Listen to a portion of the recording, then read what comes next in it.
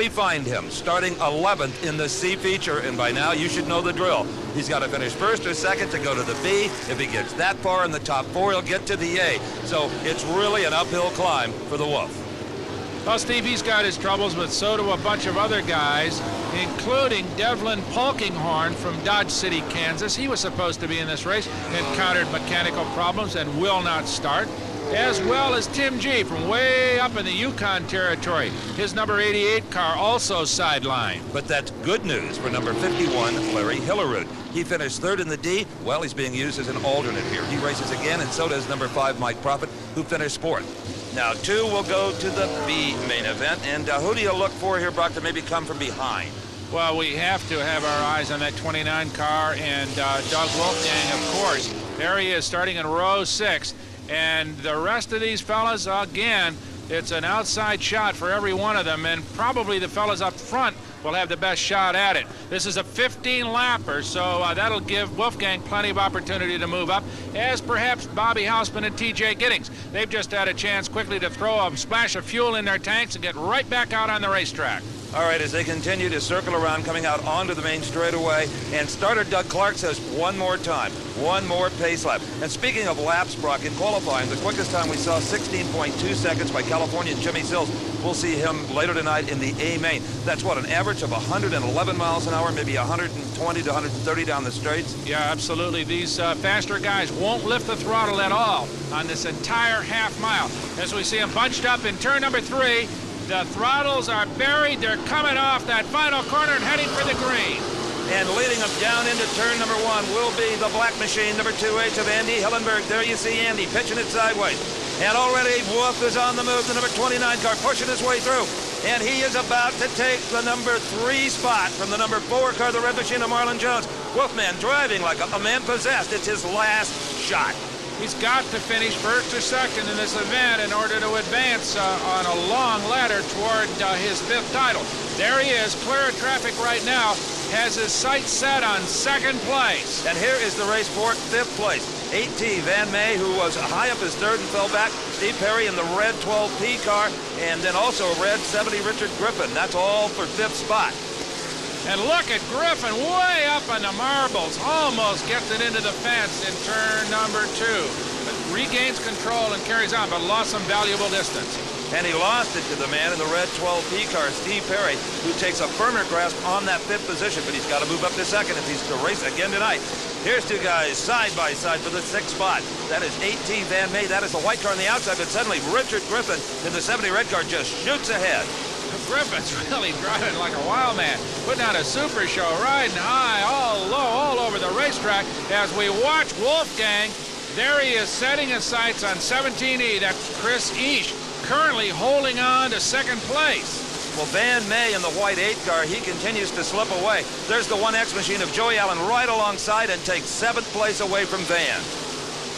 So Joey Allen is driving hard here. He's got a long way to go, though. Don't forget, we hate to repeat ourselves, but 1-2 is all that counts here. And right now, that is the man challenging the 29 car, trying to get by East. That is Doug Wolfgang, and he does. He now has 2nd place in this event. So if he can hold on to that or move up, he will advance into the next race, and his long uphill climb will continue. But look at this. East is not giving up, Steve. No, he's not, Brock, but he is being held up a little bit by that other yellow car, 88H Bob Hopp.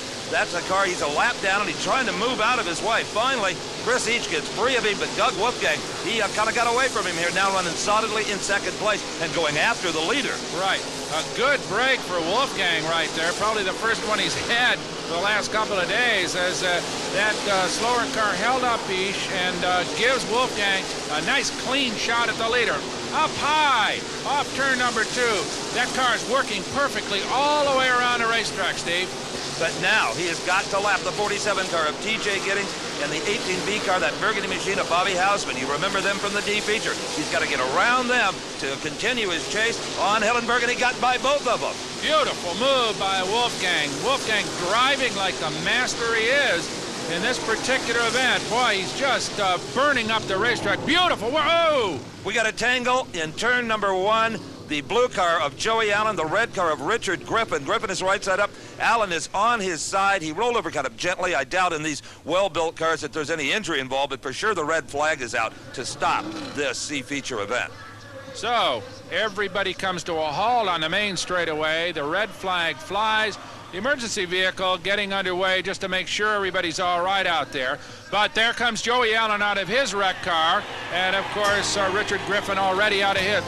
And they should have the track cleared in a moment. You know, Brock, this fairgrounds is more than just a great racetrack. Earlier I toured the convenient accommodations for out-of-town guests.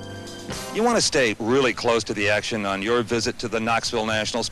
Don't book one of those expensive hotel rooms in downtown Des Moines. I mean, it's over 40 miles away, when for $7 a night you can camp out right here at the fairgrounds. They can accommodate up to 750 units, whether you've got a tent, a van, a motorhome. It really doesn't matter. But you got to be quick on this one, because all of these spots go on sale Saturday before the race at 8 a.m., and they're generally sold out by noon. Or if you'd like to stay here all summer and go to all 25 races, you can rent a spot for $150 for about 4 months. And if you don't have a self-contained unit, don't worry. They've got showers. They've got a restaurant open all night. And speaking of restaurants, a little later on, I'm going to bring you what I consider to be one of the finest eating suggestions ever at a race.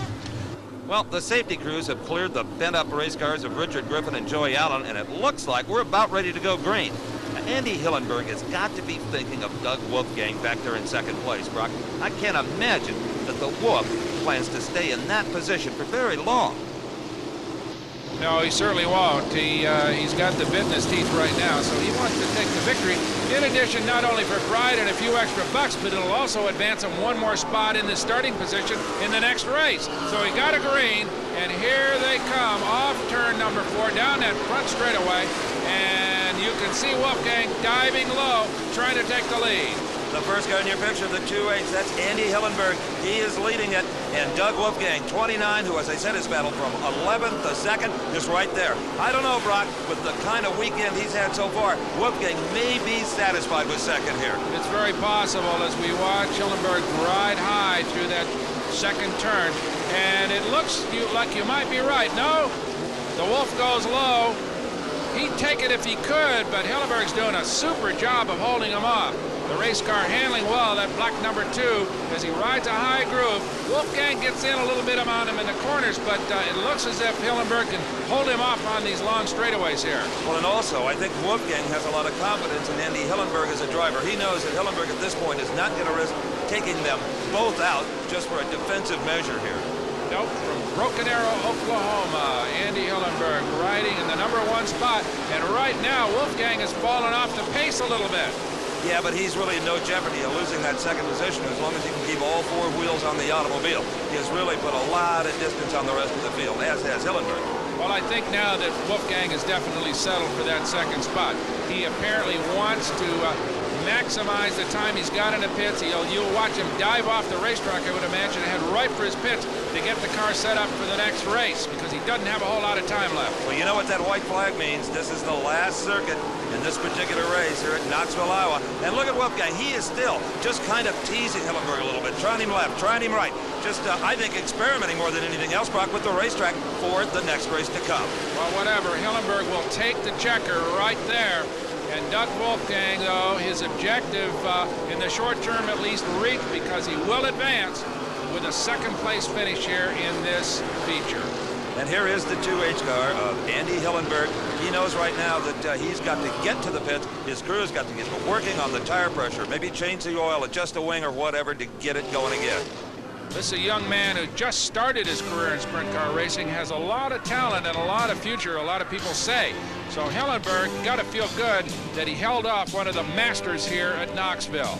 Chris Eash holds on to take third. Perry Armstrong round out the top 5. So the ante is up for Wolfgang and Hillenberg, who will advance into the 22-lap B feature. Right now, Steve Evans is down on pit row with Andy Hillenberg. Let's go to Steve and Andy. Well, anytime you can go home to Broken Arrow, Oklahoma, and tell them that you held up a hungry wolf, Doug Wolfgang, as you did, Andy Hillenberg, it's got to give you some kind of a thrill and a lot of encouragement for the rest of the night. Well, it feels nice to outrun somebody good always, but I just hope we can hang on to it maybe and go pretty good in the next race and see what we can do from there. Well, you don't have any rear view mirrors, but I can tell you he was not catching you those last 6 laps after the restart. Well, I'm happy to hear that. It makes us feel a little better. Track working good for you? Yeah, the car seems real hooked up right now. We, made a couple of adjustments and a little bit of guesswork. And I mean, it's tried some stuff new and it worked real well. Apparently it did. And we'll see you now in what, the B? The B feature, I guess so. Okay, good luck there. Thanks a lot.